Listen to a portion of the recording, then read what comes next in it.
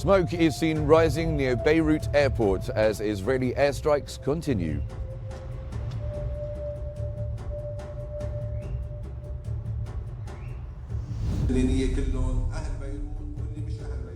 Lebanon's interior minister says the number of displaced people in Beirut is the largest it's been.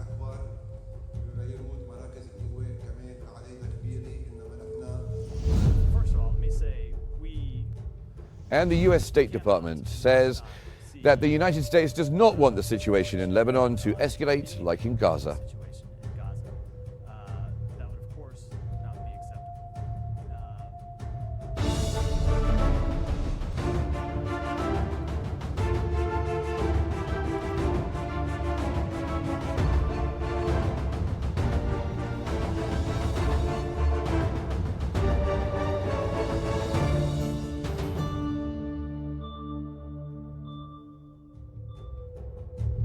It's 4 p.m. Cairo local time and you're watching Q News. We're going to start our bulletin today with the latest developments in Lebanon.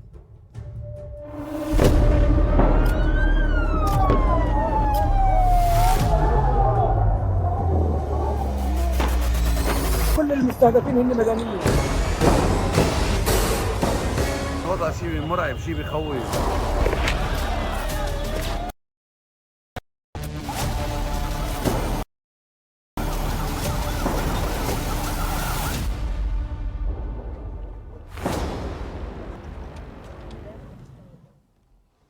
Smoke has been seen rising near Beirut airport as Israel continues to launch strikes across Lebanon.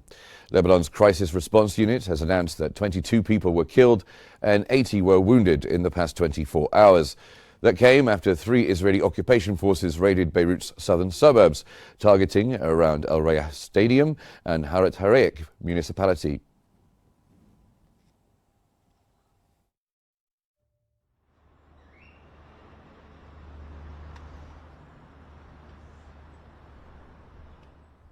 The death toll in Lebanon from the ongoing Israeli attacks has risen to more than 2,100 since October 2023. This is accompanied by more than 10,000 others injured. Lebanon has suffered more than 9,000 Israeli attacks since the outbreak of the Israel-Hezbollah conflict on October 8th last year. The Lebanese government has established 1,000 shelters to accommodate the displaced, with 807 of them being full. Currently, some 180,000 people are displaced and residing in official shelters.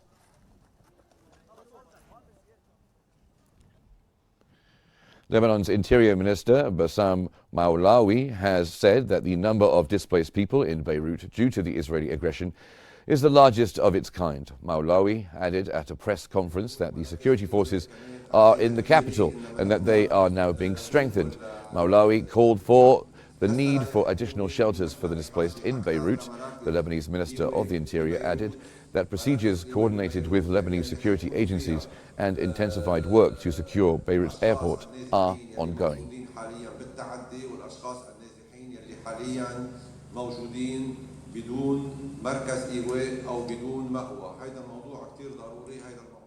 The Israeli occupation forces have claimed strikes followed by explosions of Hezbollah weapon storage facilities in Lebanon. That came after Israel's aggression on Lebanon that has been ongoing for more than 10 days now, following almost a year of cross-border fire exchange between Israel and Hezbollah. Ground clashes between Israeli occupation forces and Hezbollah spread along southern Lebanon's mountainous frontier as the Middle East is on high alert.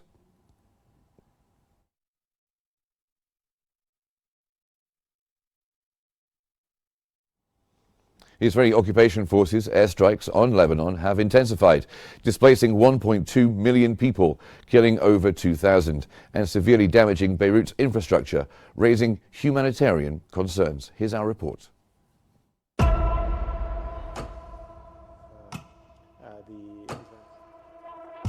Israeli media and government statements have asserted that Israeli forces are targeting Hezbollah's military infrastructure in Lebanon. The broader objective of these strikes appears to be the destruction of Lebanon's infrastructure. These developments align with initial comments from the United States at the onset of Israel's ground offensive in Lebanon. Israeli occupation forces have reportedly struck over 2,000 Hezbollah-related targets, including military facilities and tunnels. U.S. Secretary of Defense Lloyd Austin and Israeli Defense Minister Yoav Gallant emphasized the necessity of dismantling Hezbollah's offensive capabilities while reaffirming Israel's right to self-defense. In contrast, Lebanese officials have raised alarms about the severe humanitarian consequences of these military actions. Caretaker Minister of Information Ziad al-Makkari revealed that approximately 1.2 million people have been displaced, exacerbating an already fragile economic and infrastructural situation. The toll includes over 2,000 fatalities and more than 10,000 injuries. Beirut's governor, Marwan Aboud, reported significant damage to buildings and infrastructure in the capital that has drastically altered the city's landscape. He noted that schools are currently housing displaced families, disrupting the academic year, and the local trade has halted.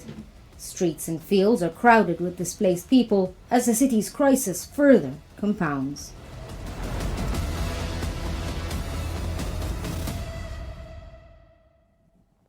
Israel's relentless attacks on Lebanon have been threatening the operations of healthcare facilities. These attacks forced a number of hospitals in southern Lebanon to cease functioning, while people who didn't evacuate from the area are struggling amid a barrage of missile strikes. The 4 hospitals which remain open in Tyre are less crowded than expected due to the mass exodus of residents, but are still facing the challenges of dealing with trauma patients from the attacks.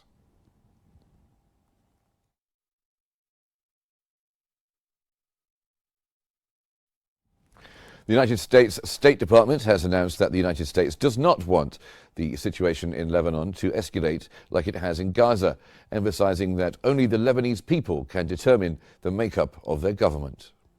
First of all, let me say we cannot and must not see the situation in Lebanon turn into anything like the situation in Gaza. That would, of course, not be acceptable. And ultimately, it is as I said in response to an earlier question, it is up to the Lebanese people, not anybody else, to decide on who their government is. The United Nations Special Coordinator for Lebanon, Janine Hennis-Plasschaert, has said that a United States and French-led call for a 21-day truce between Israel and Hezbollah is still on the table. She pushed for a way to enforce a UN Security Council resolution that has been violated for years. She also called for a realistic roadmap for the implementation by both sides of Resolution 1701.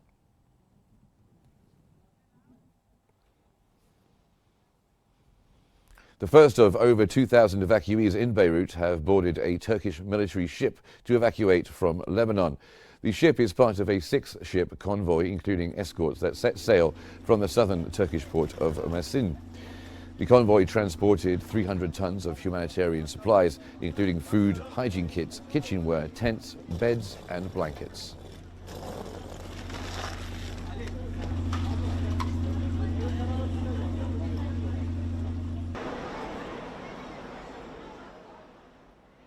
Israeli aggression on Lebanon continues, where 22 were killed and 80 injured in only the past 24 hours.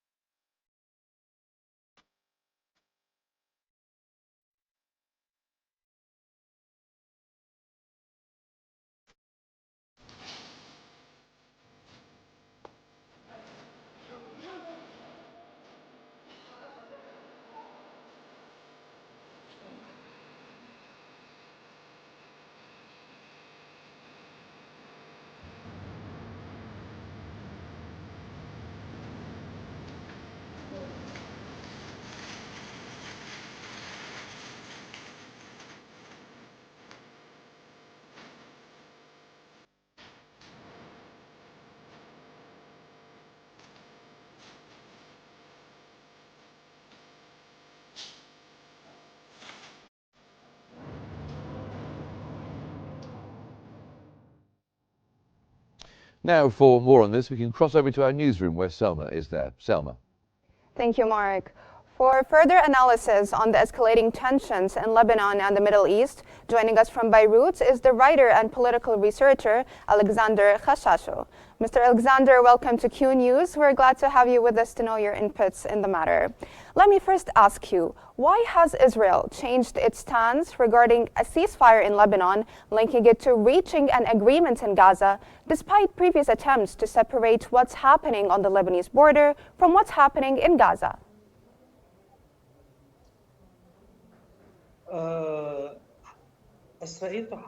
Israel is trying to practice pressure in every way possible to implement what they claim as a win in front of Hezbollah in Lebanon. They try to benefit from this in Gaza. This is not logical. This is not acceptable. They raise the limit. They raise their demands, the limit of their demands and their conditions. So no one would practice pressure on it to stop the war. There is a decision made to continue war in Lebanon as in Gaza. They ask for unlogical conditions to link both fronts to each other. In return, at the beginning, they were practicing pressure to separate both fronts from each other. This is not logical. This is not acceptable. I think these are only justifications to continue war in Lebanon. So, in light of the upcoming UN Security Council session to take place today, what are your thoughts on it and the possibility of the Council finding any solution to the current crisis in Lebanon and Gaza? ممكن تعيد السؤال بالعربي؟ ما سمعته. Yes, of course. So, in light of the upcoming UN Security Council session, what are your thoughts on it and what's the possibility of the Council finding any solution to the current crisis in Lebanon and Gaza? لا أعتقد أن هناك رابط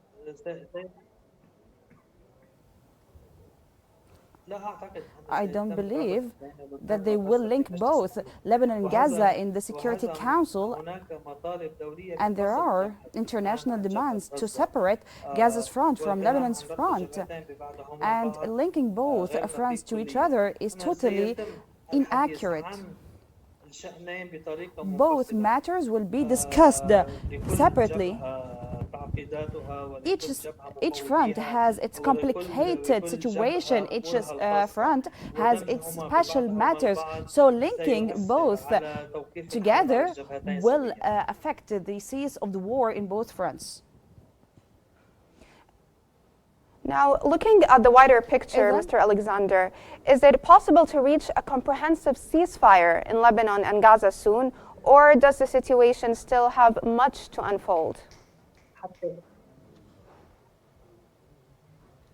Up till now, I don't believe that this is put on the table. It's not suggested up till now. Israel is manipulating and practicing maneuvers. They are raising the limits of their conditions as if they are demanding another chance to continue war in Lebanon and Gaza at the same time. I think there is wasted time in order to reach the presidential elections in the United States of America. Benjamin Netanyahu wants to seize all this time to continue the war in Gaza, and what's being conducted now is the exploitation of the wasted time. The front is still open and the war is still continuous, at least until the presidential elections in the United States. Until now, there are no serious international conversations that discuss the end of the war. All what we hear is just talking. Up till now, everything that is being said regarding the negotiations and the experience, all of them were refused by Benjamin Netanyahu during this year. Benjamin Netanyahu wants to reach a certain limit, and I think he's fully prepared for this. That was the writer and political researcher Alexander Khashashu. Thank you so much for your fruitful insights. Now we're going to move back to Mark for more news and developments around the world. Back to you, Mark. Thank you very much, Salma. Now let's get the latest developments in Gaza.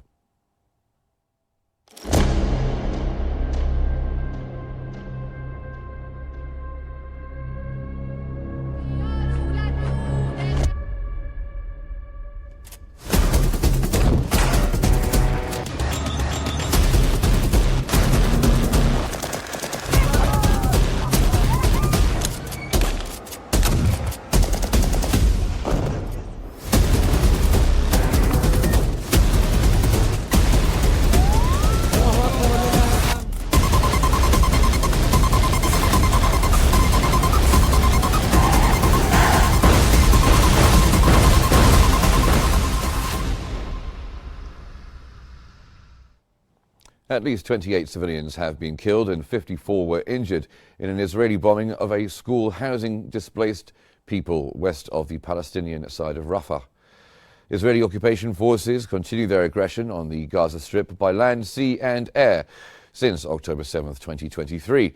That came as the Palestinian Ministry of Foreign Affairs condemned the crimes of genocide and displacement committed by the Israeli occupation forces in the Gaza Strip in general and in the north in particular.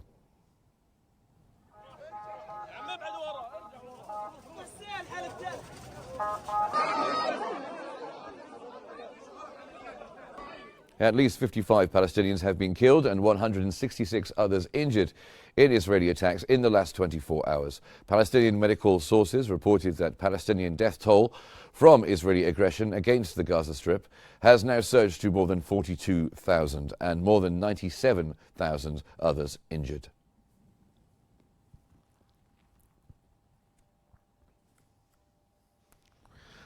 Local media sources have reported that the Israeli occupation forces withdrew from Al-Farah camp south of Tubas after storming the camp for about 10 continuous hours. Israel raided several homes, committed violations against ambulance crews, detained a number of citizens and caused extensive destruction to infrastructure and citizens' property.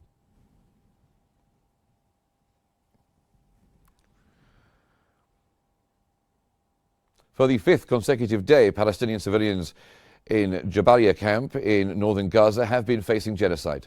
Israeli occupation forces imposed a land blockade, carried out killings, blew up homes and forced displacement. Local media sources stated that civilians refused to be displaced to the south despite intense pressure and threats.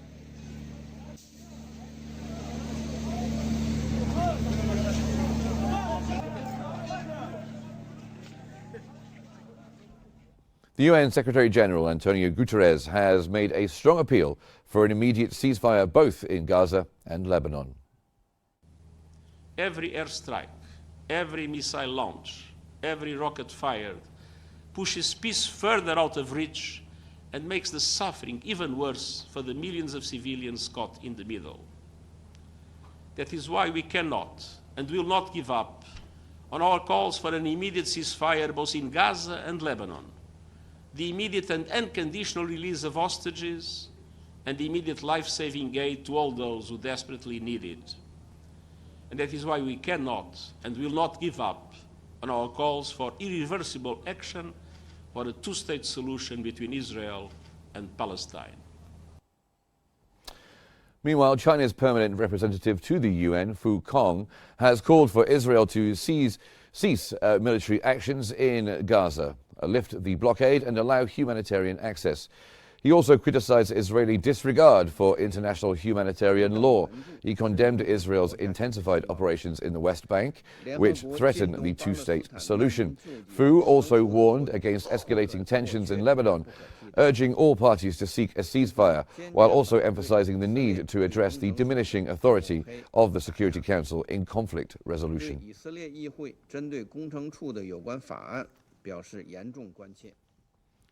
The United States Ambassador to the UN, Linda Thomas-Greenfield, has called on Israel to urgently address the catastrophic conditions in the besieged Gaza Strip. These catastrophic conditions were predicted months ago and yet have still not been addressed. That must change, and now. We call on Israel to take urgent steps to do so. And I reiterate the United States' expectation that Palestinian civilians, including those evacuated from the north, be permitted to return to their communities and rebuild. Consistent with Resolution 2735, there must be no demographic or territorial change in the Gaza Strip, including any actions that reduce the territory of Gaza.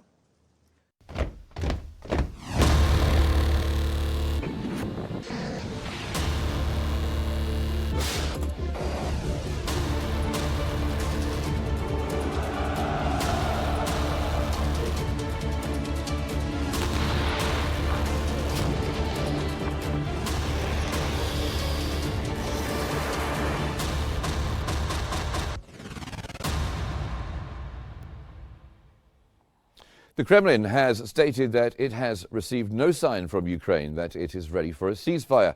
Kremlin spokesperson Dmitry Peskov said regarding published reports about ceasefire plans that he assured that Moscow had not received any concrete signs from Kyiv.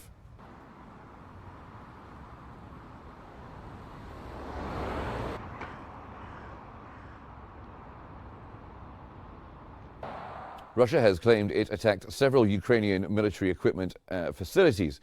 That comes as Ukraine engages in dozens of combat battles with Russian forces on the front lines. The Russian Defense Ministry said that Russian troops have now regained control over the settlements of Novaya Sorinchina and Pokrovsky in Russia's Kursk Oblast.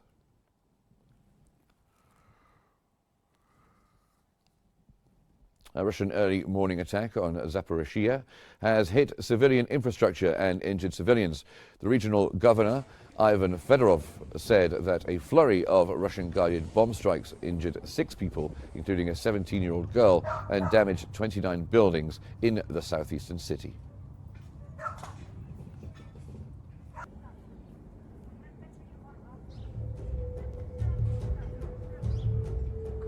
Well, that's all for this bulletin, but let's have a look at those headlines.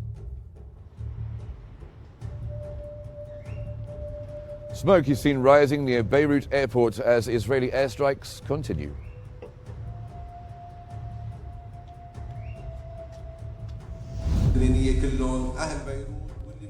Lebanon's interior minister says the number of displaced people in Beirut is the largest it's been.